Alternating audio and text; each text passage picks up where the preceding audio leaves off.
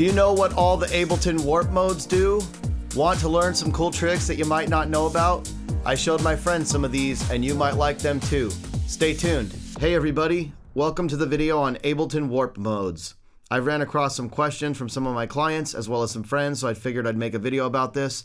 And at the end of the video, I'm going to show you some cool tricks that you can do with Ableton Warp Modes. But first, let's get into the basics. If you're not familiar with what Ableton Warp Modes are, Ableton Warp Modes allow you to warp the audio and basically almost elasticize it. If you understand how Ableton works, you will know that Ableton works on a global BPM. And if you're unsure, you can check out my Ableton videos. I'll leave you a link. Now, when you bring in a clip by default, if I dragged these in, and you could see that the warp down here at the bottom left is already turned on, and it's typically set to beats. Now, there's a bunch of options here below I'm going to get into in a bit, but let's talk about that. If you notice, this drum loop is 111 BPM, but my tempo is 125 BPM. If I unwarp it, you see this 4-bar loop, this loop brace right here, is shorter than the actual loop itself. So if I were to turn on this metronome, you're gonna see that they're not playing at the same time. So if I wanted to get this quickly in time, I could just turn warp on, and I'm going to go ahead and say no.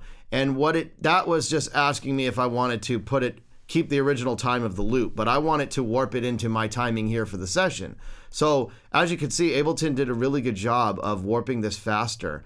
And I can go in and add more warp markers if I want. You see that?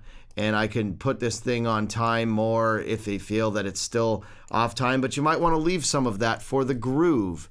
Or you have different modes here where you can warp from here, and that's going to just do the default, or you can warp from here, start at 125. That's going to bring it much longer than we need. You can warp from here straight. And so you might try to play with some of these modes and see how they work out for you. You can warp just a 4-bar loop, but basically the standard one was working good for this. Now, if you're trying to warp in an acapella, for example, into your production, one of the cool things that I like to do is I'll lay the original file in as a track and then the acapella below and try to set my first marker point so I can right click and set 1-1 here, because sometimes Ableton might be off. It's really on this loop because it's a simple drum loop, but sometimes that could be way off and you need to tell it where the beginning of bar 1, beat 1 starts, and that's how you can do it right there. So that's a basic overview on how to use Ableton Warp Modes. If you'd like a more detailed overview of warping itself and how to do it, leave me a comment below and I can make you a video, ask me. I think a lot of people already know this. So this video is supposed to be specifically talking about the different modes, but I do want to mention one last thing before we get into the modes. There's an important button here named follow, and if I click this, you'll notice that this now becomes lead. And so it's basically follow and leader. And if the leader is selected, then it becomes the leading loop that you kind of want everything to be warped to. Notice that bottom one is changing when I click that. So it's basically trying to follow, these two are trying to follow this drum loop because I set the drum loop as the leader. You can only have one leader, but you can have a bunch of followers. So let's get into playing you a little bit of this loop. I have the metronome on and getting it a little more on time.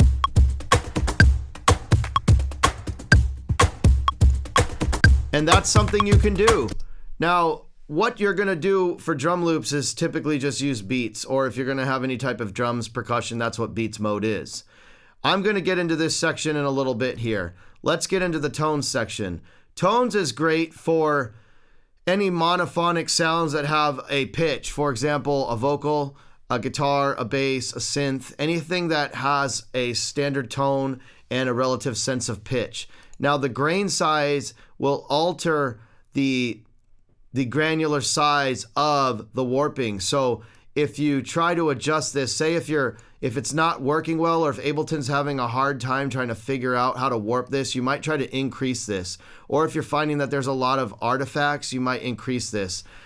But it typically works well at the default setting. Now, the texture is designed for sounds that have chords or multi-sounds. Maybe, you have a couple sounds playing at once. or layers of sounds. For example, like I said, chords. I like to use texture for effect sounds, down sweeps, uplifters, different sweeps, things like that. Not impacts per se. I would probably, if I was to warp an impact, I would use tones if it was, say, a sub drop, or beats if it was just a single hit. So texture is really designed for sounds that have layers to them. And I'm not talking about full songs. Now you see you have the grain size again, and then you have a flux knob. This is just going to alter the randomness of the grain size. So think of it like a random knob almost. And you get the standard follow and leader as well. Now repitch mode will actually change the pitch of the clip along with the speed. So if you were to speed or slow down the clip, this is going to pitch it up or down, similar to how like a turntable works. So think of it like that. And this, I don't personally use it myself much. I haven't found a good use for it in my music productions, but I believe it's great if you wanted to try to alter pitch while you were, say, DJing live, because you can DJ live with Ableton Live, and then it would almost emulate a turntable in a sense. Now, complex mode is great for complex sounds like full songs, or if Ableton's having a hard time warping it because there's a lot going on, you might try complex mode. And then there's Complex Pro, which is a updated version of that. And then formants is going to alter the formants of the characteristics of the sound. So if you're not familiar with formants, then formants are going to alter the sample when you're transposing the sound. So for example, if I'm going to go ahead and use this sound down here because it's not warped in time. So let's go ahead and warp that in, and it's a tone. So we'll do that. And it doesn't sound like it's warped perfectly. So let's go ahead and warp this. There.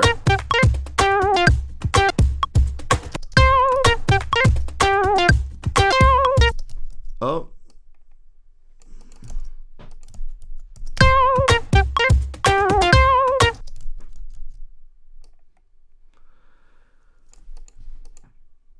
And here's the whole sound. Let's loop that.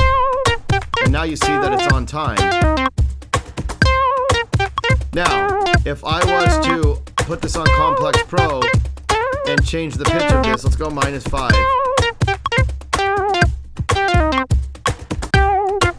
And you see how the formants is altering that sound. Now the envelope is going to affect the tonal characteristics of the audio clip. It'll work fine if you leave it at default, but for very high-pitched clips, you might want to lower the envelope. But you can play with this and see what it does to your audio. Now, this is a cool trick for when you want to get that toned-down vocal effect that you hear in a lot of house music or new disco, tech house. I made a video on how you can do this with Little Alter Boy, so I'll leave you a link to that so you can check that out. But you can also do that in Ableton here with the basic Complex Pro warp setting and using the formants slider. Now, before we get into one of my favorite tricks to do with warp modes, I want to mention too, you have the BPM knob here, which is going to tell you what the original BPM of the clip you're trying to warp is. And you can alter this, which is also going to alter the warping, as you can see there. So you might want to make sure that that matches what you're doing, and if you don't know what it is, you can play around with that. And then you can half time or double time here with these knobs. So that's a cool thing. And that really just rapidly changes the sound. Now, I brought in this sound as well to show you. Let's go tones. And you can see if I play with the grain size.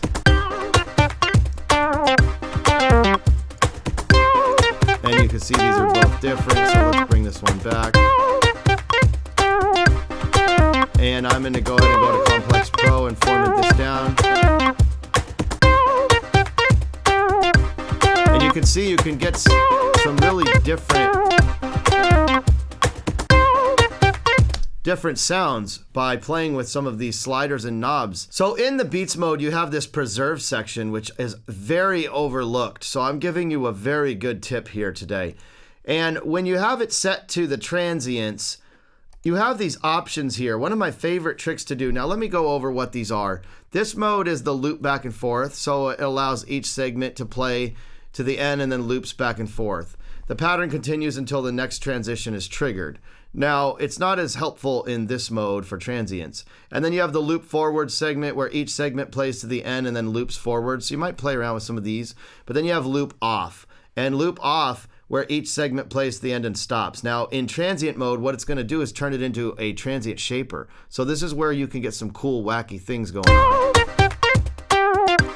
Check that out. Let me mute these. And I'll turn off this metronome. But before, it had a lot more envelope, a lot more decay to all of the individual transients. And as I lower this, you're seeing that these transients are getting shorter and shorter. And so you basically have like 100 steps right there to where you can alter your loops. So you can make a loop sound different than the way it came just by doing that. So here's after and before. And so you can really kill some of your transients that way. Now let's go back to this sound right here and play this. And let's take a look. Besides transients, you have a grid mode here where you can alter the grid. Now if I was to change this and lower this, it doesn't sound like it's doing much, but if I put it to this loop off mode, look at that. And I can automate this or change these values.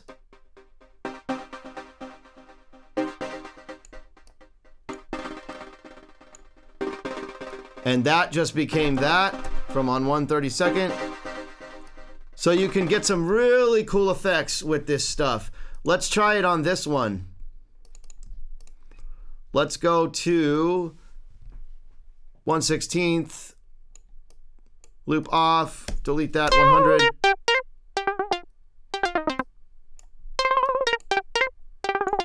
Pretty cool, huh?